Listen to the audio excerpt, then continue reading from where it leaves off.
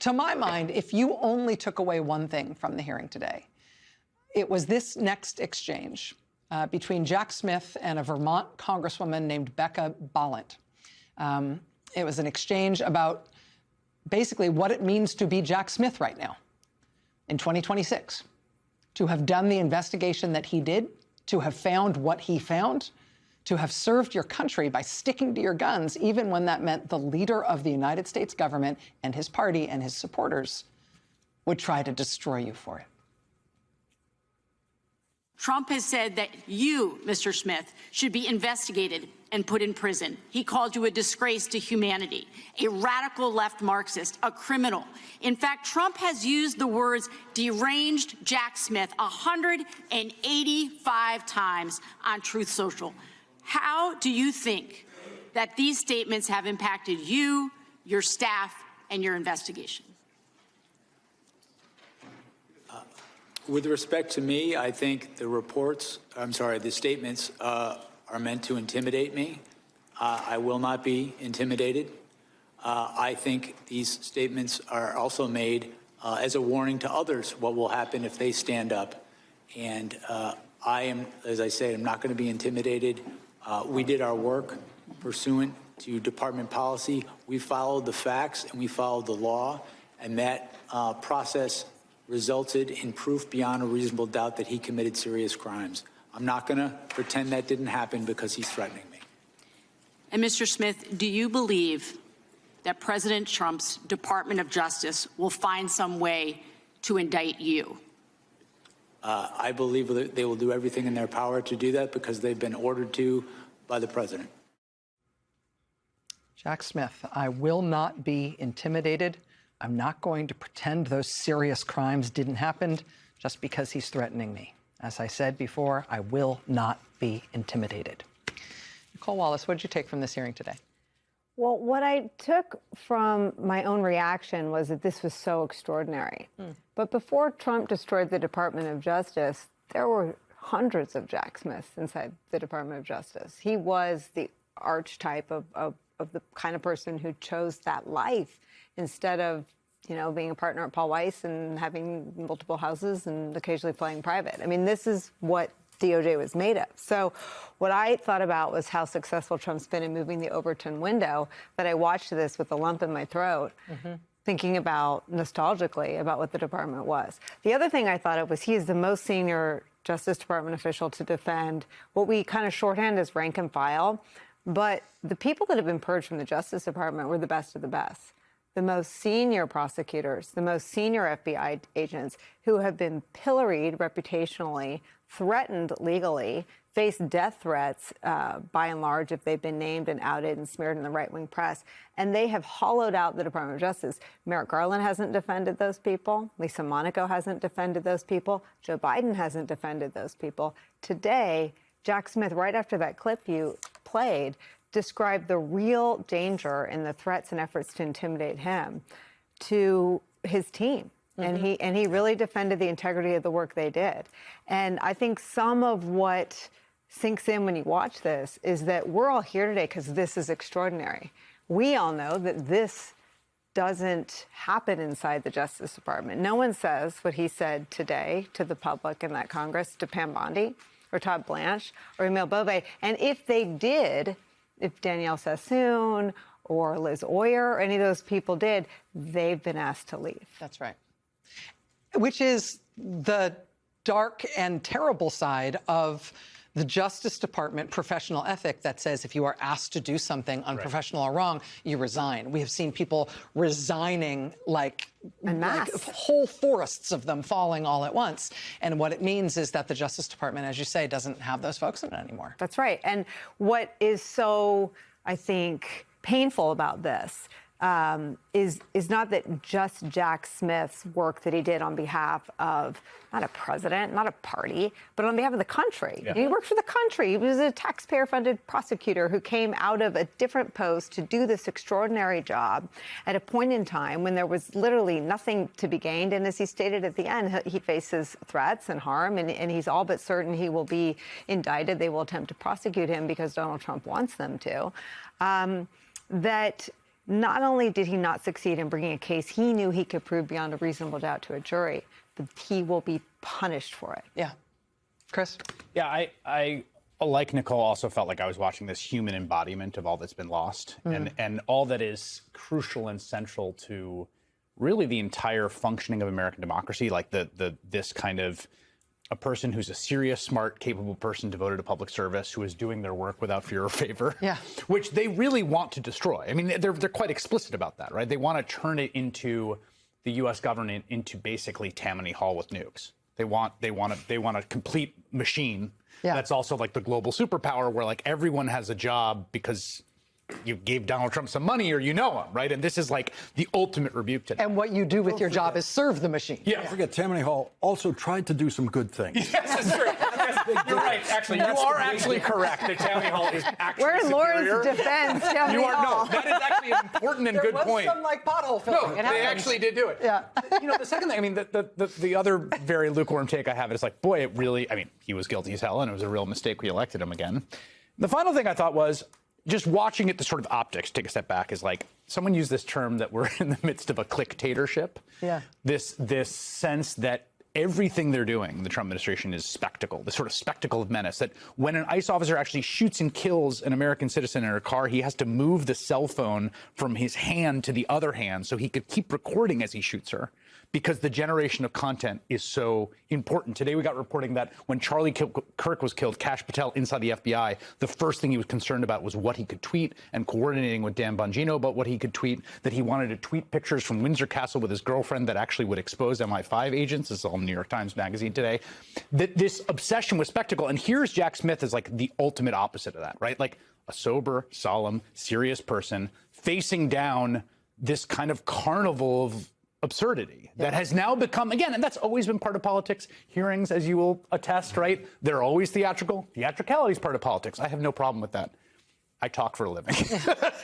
But what is totally absent is any sense of seriousness or moral compass right now in the government we have. And here's this person who just feels like this, like, archaeological find from another era. Totally. Yeah, I mean, the aesthetic of it, his asceticism, his stoicism, is itself part of the message. Ari. Jack Smith's headline today was Donald Trump belongs in prison. Yeah. That he had the evidence, that the case was moving forward, that he could prove it beyond a reasonable doubt. Even Republicans seem to acknowledge that he is a strong and aggressive prosecutor, which is what prosecutors are supposed to be. Donald Trump belongs in prison. That's really something for the country to still see and hear from this person. Second, to echo others, Jack Smith is a sober guy in a drunk bar at 1 a.m. Exactly. And he stands out more that way. Exactly. And our job is to try to make sense of this, and you just presented some of those key highlights. People can take it in. People can go online later tonight, tomorrow, watch more. What I saw there on the scale of public servants was an especially sober, fair person. If someone was watching and they're super political and they wanted to see him spar and rebut every type of Republican question that was a little leading or a little over here, he didn't do that. Why did he do that? Because that's not who he is. Yeah. But they need to discredit him because even with the case closed, he still comes off very credible. Right. Yes. And more of the case is going to come out if Volume 2 of his report is unsealed by the court. And a lot of people argue that part of the reason this whole hearing might have happened today was to try to muddy him up before the country gets a whole new dose of information based on the evidence that he gathered. Well, you know, for me, whenever I'm watching congressional hearings, I mourn for the day when they actually used to work. So one thing that was on display was the decline and fall of the congressional hearing. We used to have hearings like this in which both sides were actually trying to find the truth. The Watergate hearings were the example of this. There was a certain slight amount of Republican defensiveness for Richard Nixon through the beginning of the Watergate hearings, but as the evidence mounted, members responded to the evidence. Yes. And what you saw today was this utterly nonsensical display that there's no amount of evidence that could ever be proof to any Republican on that committee of anything. And this is where Donald Trump is not to blame for Donald Trump. There could be no Donald Trump without those people. Those are the people, the Republicans in Congress. They are the people who gave this country Donald Trump. They are the people who decided we're not just going to tolerate him, we are going to try to become him. And so what you saw today were Donald Trump's best students, students in Trumpian lying. They just think they can go into a committee hearing and lie and lie and lie. And during our lifetimes, that was absolutely impossible. If you got caught in a hearing in the Senate or the House saying something that could be proved to be untrue during the hearing, which was hard before the internet, but if that could happen, that would be the end of that person on that committee. The chair would go to the speaker and say, we got to get him off of this. He can't be here for this. And so here we are. The enabling party of Donald Trump was on display today. Yeah, I couldn't help but think that, back in the day, if you were like a kid who, played hooky from school to watch a congressional hearing, you could pretty much assume that kid someday was going to become a congressional staffer or run for Congress. Like it was that kind of nerddom. Any kid watching this today is definitely never going to run for Congress. Yeah. This is like whatever the opposite of an advertisement is for whether this is a good line of work. There's the famous Moynihan quote of, you're entitled to your own opinion, but not your own facts. Yeah. He would say that in a Senate hearing approximately once a year, because he would be pushed to the point of saying that exactly once a year. That's how much we accepted the same facts and then argued off of the same facts in those days. Exactly 5 years and 16 days after the January 6th insurrection at the actual scene of the crime, the American public heard for the very first time the fruits of their government's criminal investigation into Donald Trump. Lifelong career prosecutor Jack Smith, who prior to investigating Donald Trump, brought cases against Democrats and Republicans, calmly and dispassionately answered questions from lawmakers that ranged from the inquisitive to the ludicrous. Today's testimony amounts to the most thorough accounting of the criminal cases against Donald Trump for his efforts to overturn an election and end the tradition of a peaceful transfer of power in the United States of America. Jack Smith came into this hearing today as a political target for Republicans. They barely let him speak at times. They interrupted him with absurd conspiracy theories and whataboutism better suited for Fox News. But when Jack Smith did get a chance to speak uninterrupted, he was crystal clear. He said he had full confidence in his cases, the ones he was ready to bring to trial against Donald Trump. Relying on the facts of those investigations, he pushed back against the conspiracy theory that the Justice Department or the justice system was somehow weaponized against Donald Trump. That, of course, is the basis for Donald Trump's entire retribution campaign against the rule of law and law enforcement.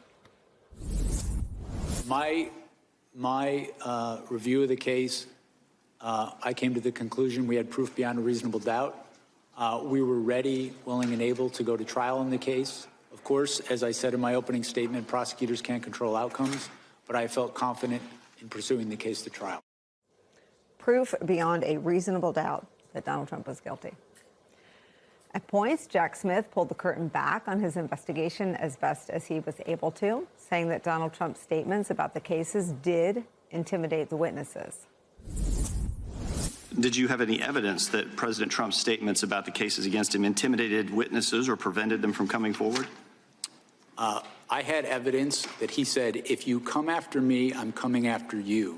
He suggested a witness should be put to death. The courts found that those sort of statements not only deter witnesses who've come forward, they deter witnesses who've yet to come forward. But you weren't able to identify a single witness who didn't come forward because they were intimidated by President Trump. We had extremely thorough evidence that his statements were having an effect on the proceedings that is not permitted in any court of law in the United States. Don't you think it's a pretty low bar to clear if you're trying to silence a candidate for president? I mean, if you can't identify a single witness who's intimidated, that maybe you should reconsider the gag order?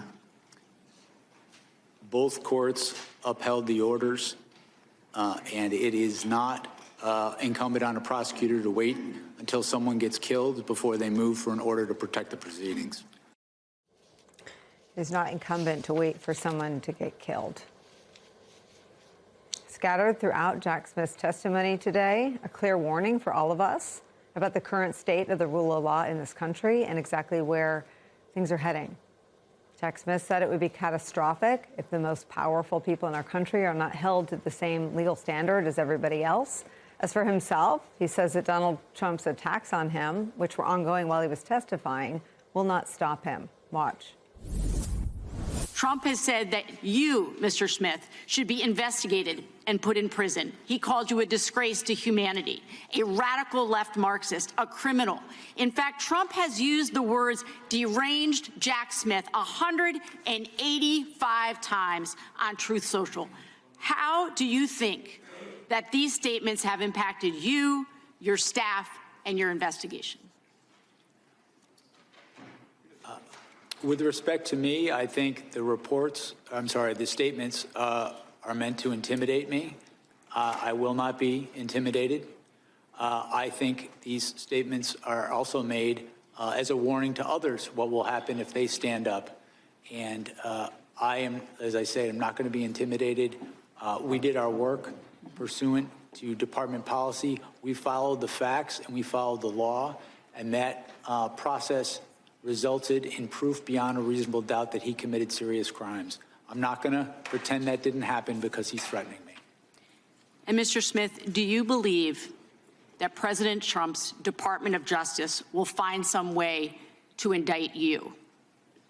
I believe that they will do everything in their power to do that because they've been ordered to by the president. And seeming to want to prove Jack Smith's point there, Donald Trump posted in the last hour exactly what Jack Smith warned about, a call to prosecute Jack Smith, claiming without any evidence that Jack Smith committed, quote, large-scale perjury during his testimony today.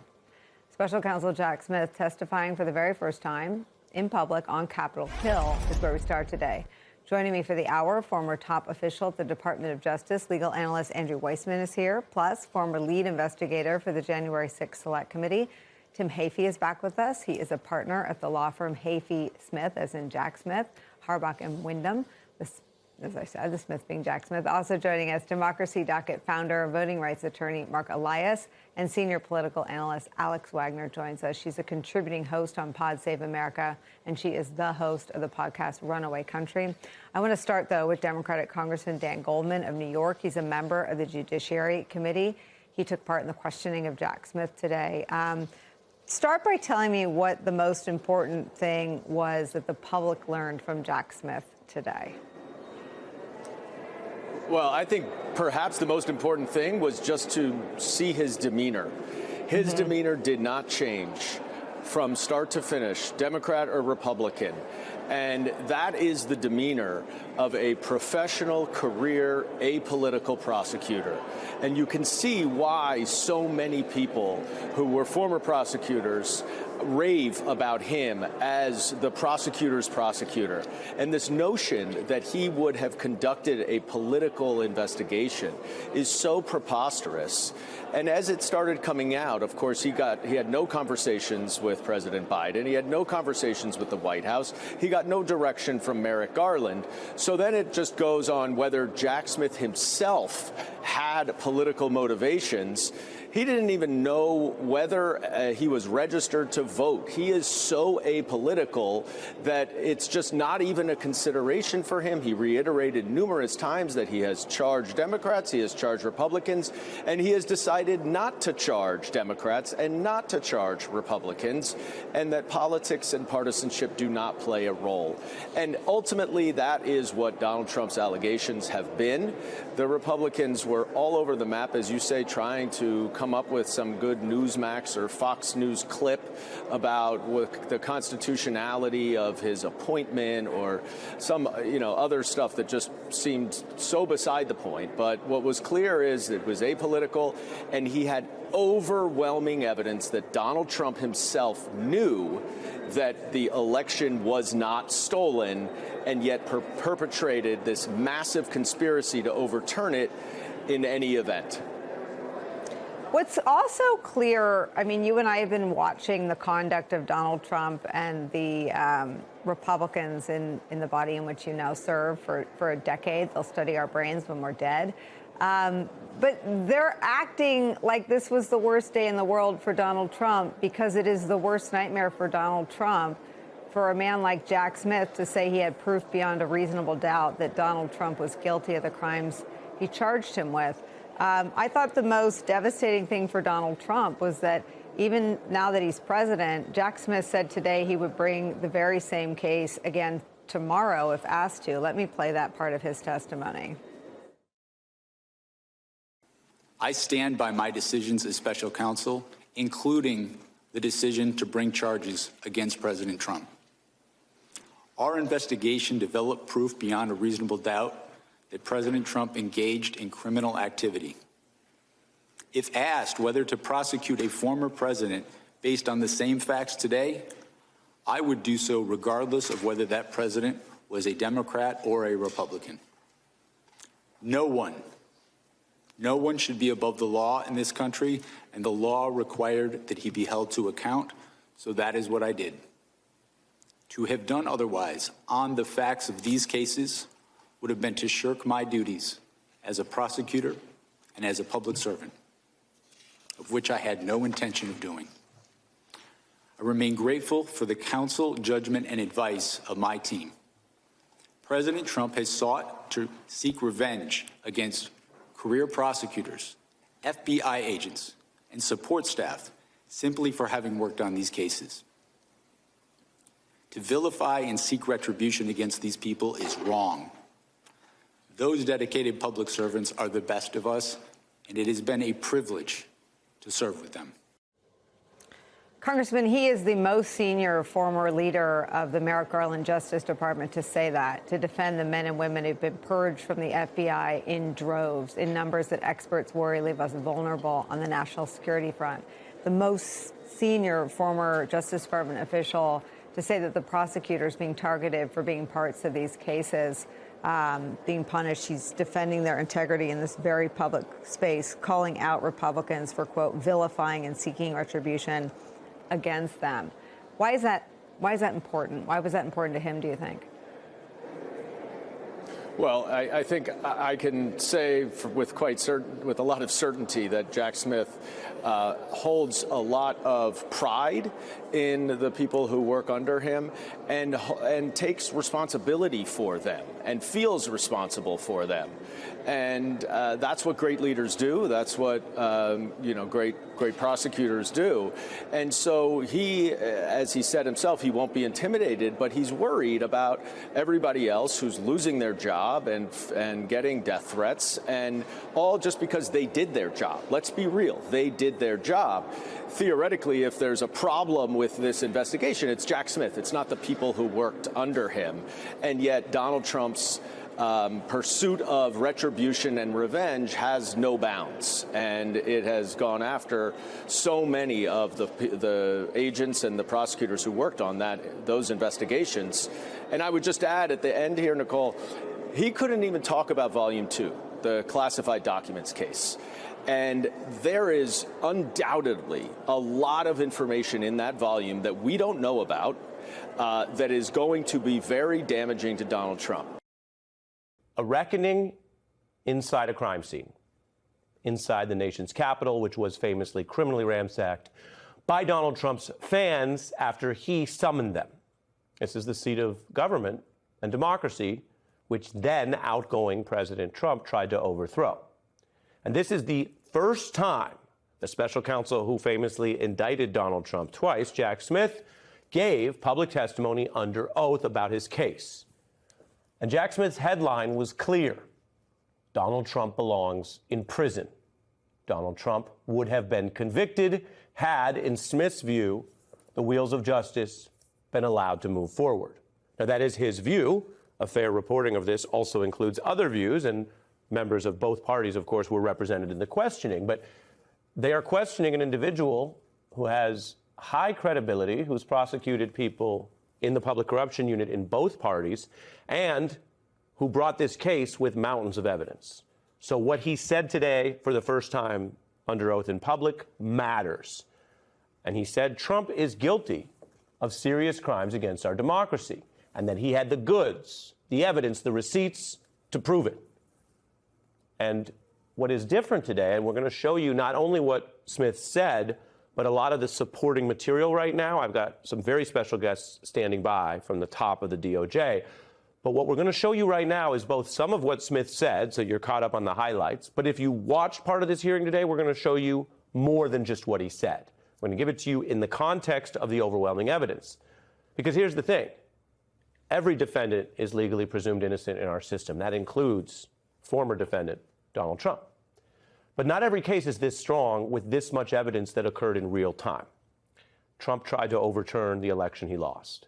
And he was caught red-handed with volumes and volumes, piles and piles of classified documents, which he had every right to review while he was president and no right to steal when his citizen era began. And so here's where we begin tonight with Jack Smith. President Trump engaged in criminal activity. Donald Trump suggested that one witness should be put to death. This is a Republican, mind you, who called it a little bit embarrassing. I felt confident in pursuing the case. I will not be intimidated. The Republicans have called this hearing. We had proof beyond a reasonable doubt. Be careful what you wish for. We were ready, willing, and able to go to trial. He's always sort of been very down the middle and just about the facts. It was an attack on the structure of our democracy. No one should be above the law in this country. No one should be above the law. Smith was sober to the point of dry. He was fair to the point of sometimes even possibly boring for those who watched all 5+ hours of this. And he was serious in a forum that at times was not. Indeed, Republicans were of two minds about this formidable public servant, because remember, there was a private deposition they held, and they released that kind of under the cover of darkness over the holidays. Smith was the one who said, yes, I can appear in private or public, but bring it on. Former DOJ counsel appears today amidst this enemies list, which Trump has made it clear he wants to add Smith to. These are not just named opponents or targets, but people that have already been basically subjected to the DOJ's corrupt use of subpoenas and indictments, charges, probes. Smith told the committee he does prepare for the same type of abuse by Trump now. Do you believe that President Trump's Department of Justice will find some way to indict you? I believe that they will do everything in their power to do that because they've been ordered to by the president. And Trump posted about his view that the hunter should be hunted, that he wants to return to more and more of these kind of revenge prosecutions. His current record, by the way, 0-14. Pam Bondi takes the enemies list as an order, even though in a similar forum before Congress, she once claimed there would be no enemies list. Did your investigation find that Donald Trump attempted to manufacture fraudulent slates of presidential electors in 7 states that he lost? Yes. I just want to find 11,780 votes. Did he spread lies and conspiracies to his followers to make them believe that the election had been illegally rigged against him? Yes. They obviously were influencing a lot of people, members of the public. Did he pressure DOJ officials to stop the certification of the election? He did. And I recall toward the end saying what you're proposing is nothing less than the United States Justice Department meddling in the outcome of a presidential election. You don't understand, Mike. You can do this. I don't want to be your friend anymore if you don't do this. What you see there is the corroboration, including from Republican officials, from White House veterans, from people speaking under oath who did resist what Trump demanded, which was to stonewall what became his impeachment probe and later the Jan 6 investigation by Congress. And so, again, I'm trying to tell you very clearly, we cover some hearings where somebody says a bunch of stuff, and that's all we have. We cover some legal proceedings where somebody says stuff, but some of it remains under seal. And that's true sometimes for good reasons in grand jury cases or in other areas where Trump has continued to hide material against the law, like the Epstein probe. But this is not that case tonight. Jack Smith spoke under oath, under the penalty of perjury and more, in these tense times, and then referred to things that, as we're continuing to show you, happened and were corroborated by Trump's top aides and longtime Republican conservatives and Federalist Society members. Smith said it is that evidence, corroboration, and witnesses that meant he was confident he would win this case beyond a reasonable doubt. And if you remember the two cases, today he testified most about Jan 6, but the two cases with felonies involved would lead typically to sentencing where the defendant would end up in prison for some time. Again, every defendant legally presumed innocent. These cases didn't go to trial. But remember, it was Trump's own supporters in the cases Smith was going to bring who would have become witnesses. Some of the most powerful witnesses were witnesses who, in fact, were fellow Republicans who had voted for Donald Trump, who had campaigned for him, and who wanted him to win the election. I said absolutely not. That's not how we do things in the United States. There's no legal authority to do that. What they were proposing, I thought was nuts. Those are the voices of the insiders, the people who helped Trump all along the way, including on ideas that were controversial, to say the least, in the first term, but served his agenda. They just stopped at the point of ending our democracy as we know it, of trying to overthrow the incoming administration of President-elect Biden. And they failed, which is important to remember at a time like this where some feel we've gone through the looking glass in the second term and Jack Smith is being openly attacked by the sitting president, and they are willing to indict their foes, we've seen. And yet that doesn't mean that insurrections work. The last one happened, and we measured some of that today, the damage. There were police officers in that room, by the way. We'll talk about that. But it didn't work then. And if they try it again, there are good reasons to think it would not work on a repeat. Jack Smith was, as I mentioned, under these rules, not going to get into the classified documents case. That's because unlike some of the people at the DOJ right now, this former DOJ employee closely adheres to every court order and the rule of law. So because there's a court order that limits that, he was extra careful to say he's not going to get into any of it. And I emphasize that because there are some people in government and law who would say, that's the court order, but I'm going to go up against it, or I'm going to try to get really close to the line, or I'm going to say things that aren't about what I know from the government side of that case, but in general about, for example, you could not violate a court order, but say that as a general matter, leaving classified documents all over the place that you stole is dangerous to the United States. You could say that without, of course, revealing any secret investigative material. But he's very careful. And we're going to talk about this tonight as well. The difference in the tactics, because he's playing by the rules even as others break them. And for people who look at this as politics or blood sport, that can be frustrating. As a political matter, Democrats are often told to get tougher. And within the law and nonviolent available legal actions, they could get tougher. That's a political debate. But it is not the place of veterans of the Department of Justice or anyone who cares about the rule of law to say, if the other side's doing crime or elector fraud or lying under oath, then you got to hit back with that. And that certainly was not Jack Smith's approach today. And the Democrats are saying, when lawful, they actually want to get him back before the Congress to discuss that whole other case, which depends on whether that report is released and other matters in court. Smith made it clear what he sees at stake today. My belief is that if we do not hold the most powerful people in our society to the same standards of the rule of law, it can be catastrophic. If we don't call people to account when they commit crimes in this context, it can endanger our election process, it can endanger election workers, and ultimately our democracy. I told you Jack Smith is sober and careful. He didn't make a bunch of sweeping statements like that. The warning you just heard there, he made on the strength of the evidence he'd gathered, on the very credible witnesses who had worked for Trump up until the insurrection and sedition plot, and then told the truth, he thinks under oath, many of them, about what we're up against. And you heard it there. If we don't patrol this, and we don't protect our democracy and rule of law, Americans are in danger. The actual counting and processing of the votes is in danger, and ultimately the democracy itself.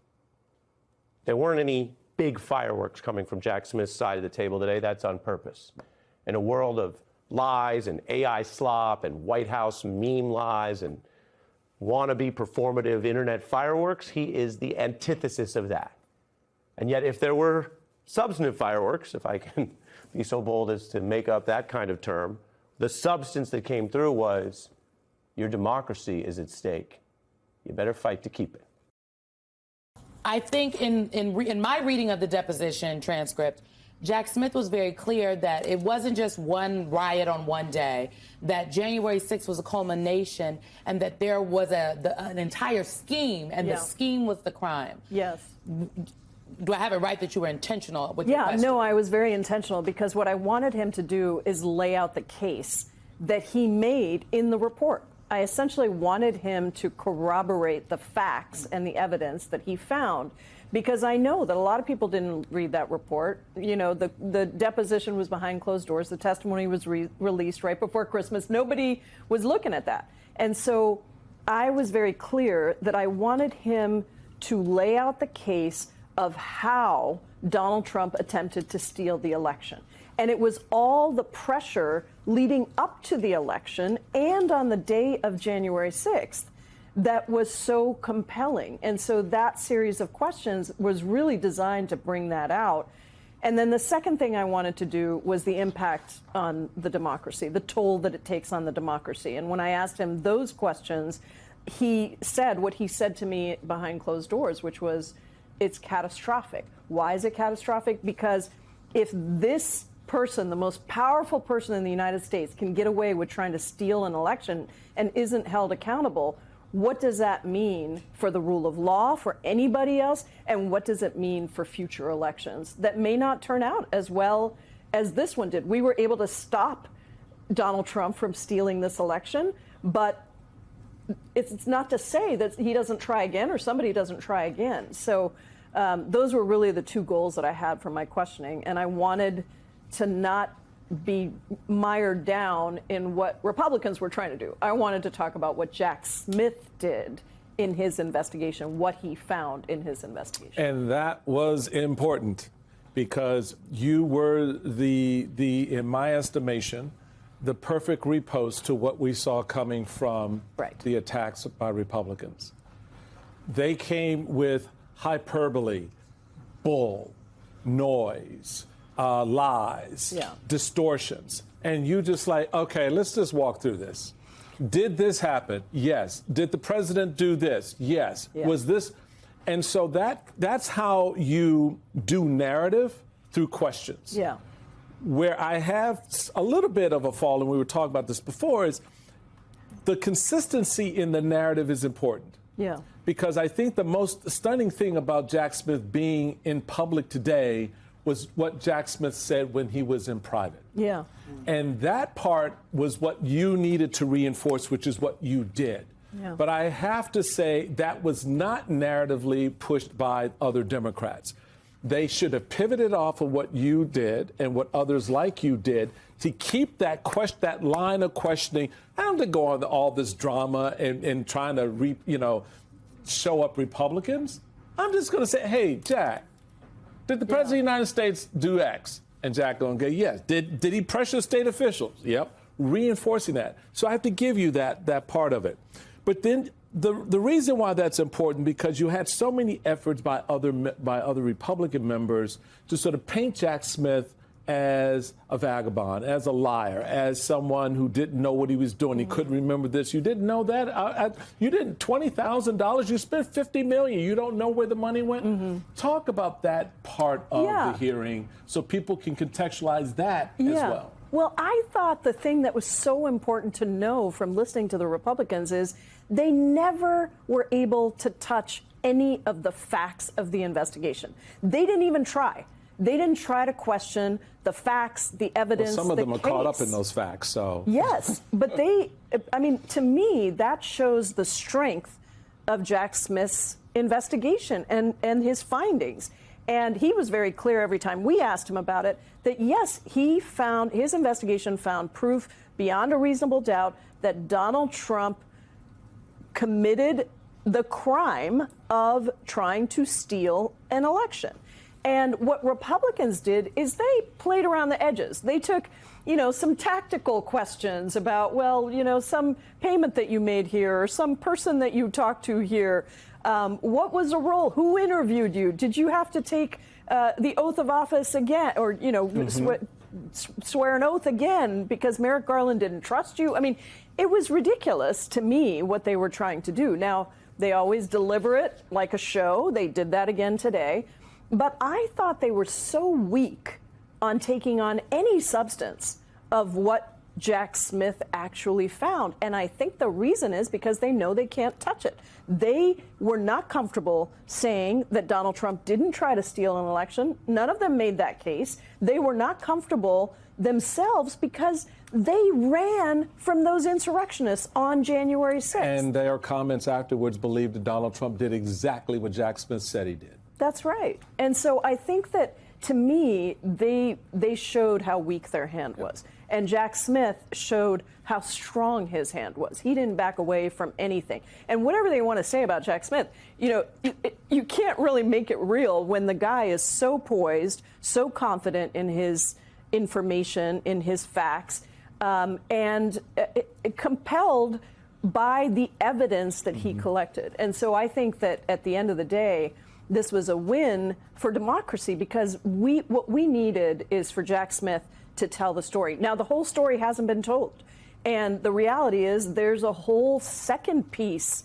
He got two major indictments, right? One was around the interference in the 2020 election. The other one was around the mishandling of classified documents after he was out of office. And that report should have been released by the judge, who originally said her rationale for it was, we can't release it because his co-defendants are still have their cases pending. Those cases were dismissed by the Trump administration. And so now there is no reason for that report not to be out. And once again, this whole thing has been a massive cover-up. And, we know Epstein is a cover-up. We know there's so many different pieces of this that are cover-ups. What happened on January 6th, what happened with the classified documents, the federal crimes that Donald Trump committed that Jack Smith was ready to prove in court. He had the evidence and he was confident beyond reasonable doubt that he would win. And instead, that Congresswoman, is what we still need to put out. And instead, Congresswoman, what you have is Trump's team asking Eileen Cannon to rule that it should not be released to past, present, future DOJ staffers. And what's so stunning about that, Alicia, is he's asking his own DOJ. Yes. I mean, he's essentially trying to get an injunction against his own DOJ to not release that report. And let's just play this out, though. If by any miracle it were released, Congressman Raskin has already said he would want Jack Smith to come back and to be able to testify based on those newly released documents. What would be your number one question if you got him back in the chair? I'm going to do the same thing, Alicia. I'm going to go through the evidence that he collected that shows beyond a reasonable doubt that this is what Donald Trump did. He actually mishandled those classified documents. He stored them in places he shouldn't have, and then go through the evidence of what was uncovered in those documents. So I think that's really where I would go with it, because the best thing that we have going for us is the investigation itself, what it uncovered, and the fact that it was beyond a reasonable doubt that Donald Trump committed these crimes. Had we been able to go and prosecute those, and if those charges hadn't been dropped, we wouldn't be in the situation of having Donald Trump in office today.